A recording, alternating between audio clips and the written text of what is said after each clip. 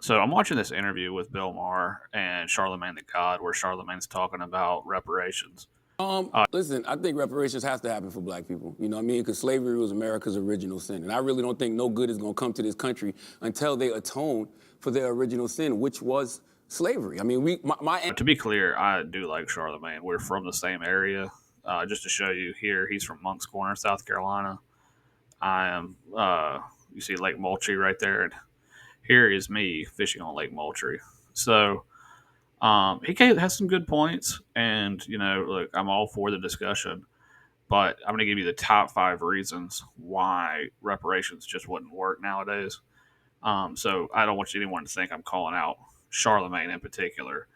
I'm just basing it off of the interview that they had, which is a good interview. I'll leave the full link in the description. And like I said, here is the video. Enjoy it. These are the top 5 reasons reparations would not work in the United States today in 2024. Okay, so the first problem is going to be who actually owned slaves.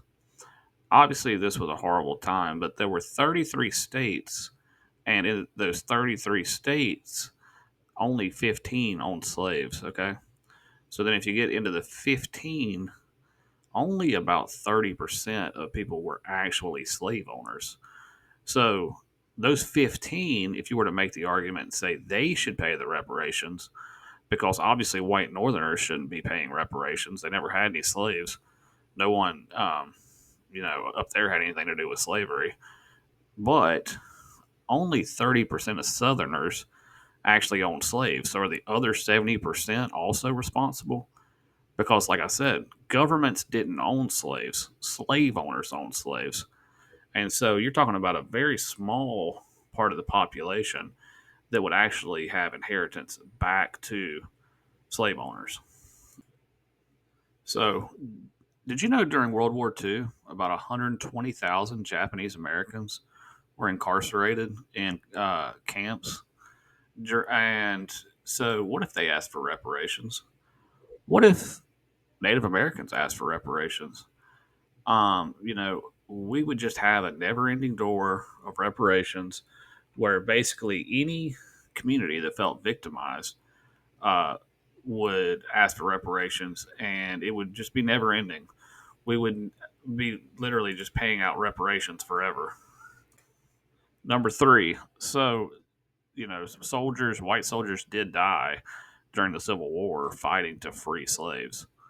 So you have an interview here with Bill Maher, who's from New York, and Charlemagne, who's from South Carolina.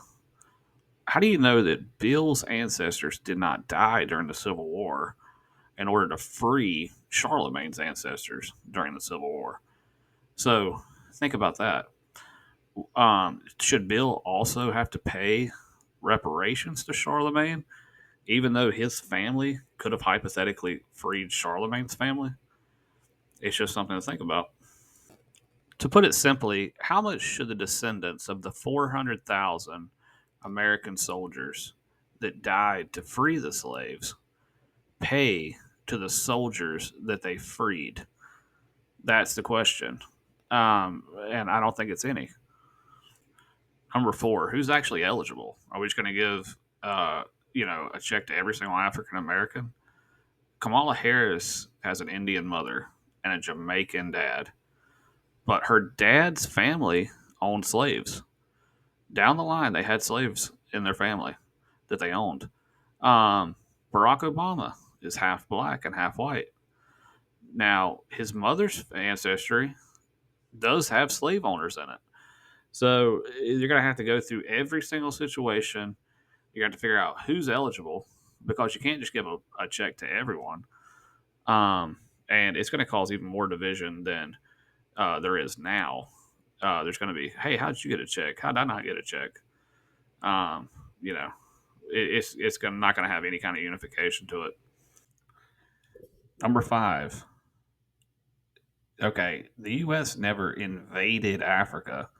Europe never invaded Africa. So how did they get all these slaves?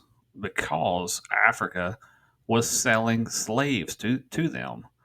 So in this part of it, should the people that actually sold the slaves to the Europeans and to the Americans also not be held responsible for basically starting this whole cycle.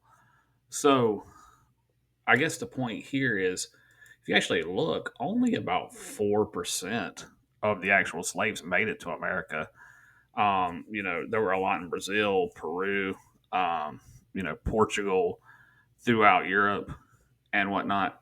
It was about 470,000 slaves that actually came over. And that is a lot. That is. But like I said, we weren't in Africa chasing down slaves. Those, we were buying them from the African slave owners that were selling them to us. So, in my opinion, you know, we deserve some fault. They also deserve some fault. And there's just too much back and forth there to actually figure out who's right.